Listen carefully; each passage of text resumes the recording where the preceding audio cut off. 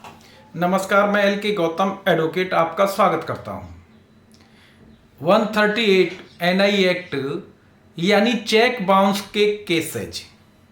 Cheque bounce के cases में अक्सर करके आपने देखा है कि एफिडेविट पर कंप्लेनेंट एविडेंस देता है। साधारणतया क्रिमिनल कोर्ट्स में गवाही जो होती है वो मौखिक रूप से न्यायालय के सामने होती है, लेकिन यहां स्पेशल प्रावधान किया गया है कि कंप्लेनेंट और उसके गवाह शपथ पत्र पर अपनी गवाही दे सकते हैं। प्रश्न आपके सामने जो महत्वपूर्ण रखा जा रहा है, क्या अभियुक्त को भी 138 एनआई एक्ट चेक बाउंस के मामले में कंप्लेनेंट की तरह एफिडेविट पर साक्ष्य देने का अधिकार है? इस बात को मैं आपके सामने स्पष्ट करने का प्रयास करता हूं।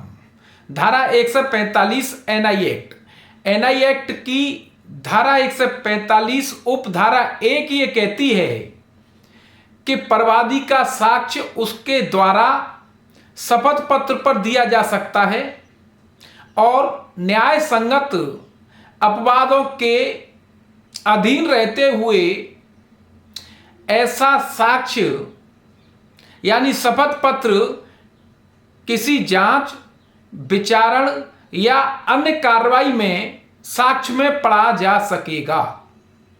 यहां विशेष ध्यान रखने की जरूरत है, यहां परवादी के संबंध में शपथ पत्र की बात कही है।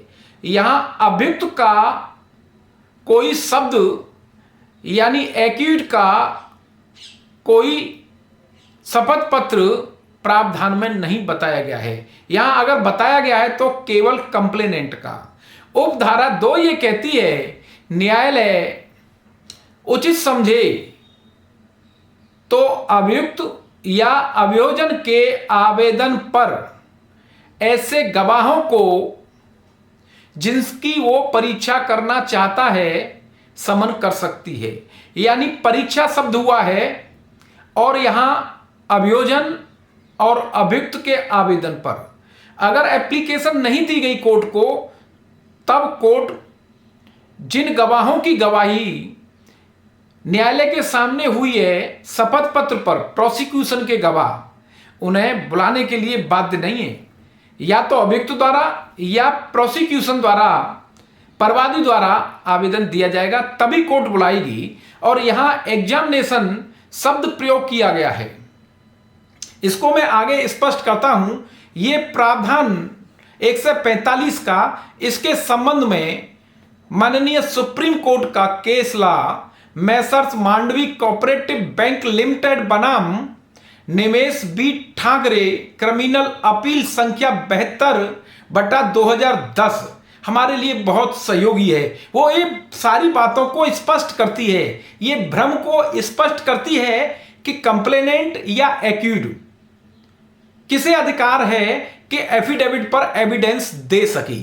तो यहां सीधे सीधे बात जो होती है वो कंप्लेनेंट के संबंध में होती है और प्रावधान भी है। हालांकि निगोशिएबल इंस्ट्रूमेंट एक्ट के अधीन मजिस्ट्रेट को यह अधिकार दिया गया है, यह मुख्य कार्य है, उद्देश्य है कि वो ऐसे पक्षकारों से, ऐसे व्यक्तियों से धन वसूल करे जो बेईमान हो चुके हैं और कॉमर्शियल लेन देन में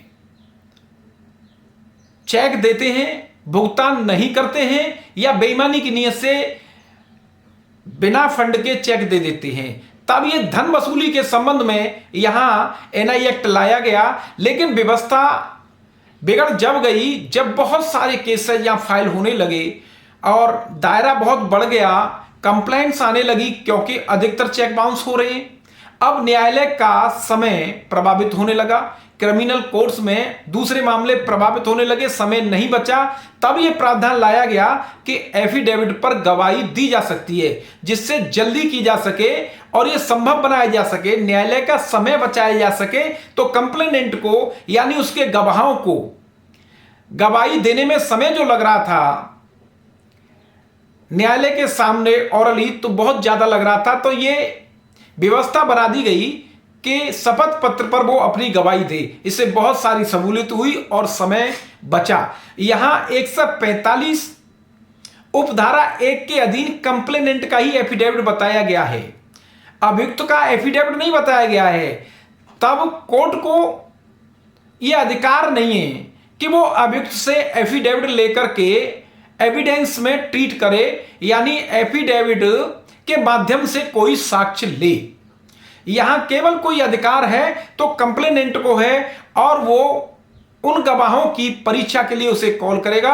अभियुक्त को केवल उन तथ्यों तक जो एफिडेविट में बताए गए हैं उन्हीं तथ्यों तक क्रॉस एग्जामिनेशन करने का और उसी के संबंध में जिरह करने का अधिकार दिया गया है।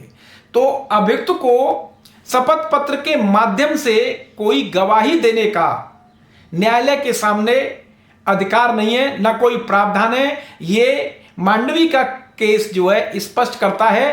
केवल अगर एफिडेविट्स पर एविडेंस ली जाएगी तो कंप्लेनेंट की ली जाएगी और उसके गवाहों की ली जाएगी। अभियुक्त को शपथ पत्र के माध्यम से साक्ष्य देने का अधिकार नहीं है। ये स्पष्ट इस केस लॉ के साथ और धारा 145 एनआई एक्ट के माध्यम से क्लियर किया गया है। प्लीज कमेंट बॉक्स में आप अपनी राय अवश्य लिखें और बताएं कि अगर कहीं स्पष्ट कहीं किसी शब्द के माध्यम से कोई चूक हो गई है तो मैं उसे सुधारने का प्रयास करूंगा। बहुत बहुत धन्यवाद।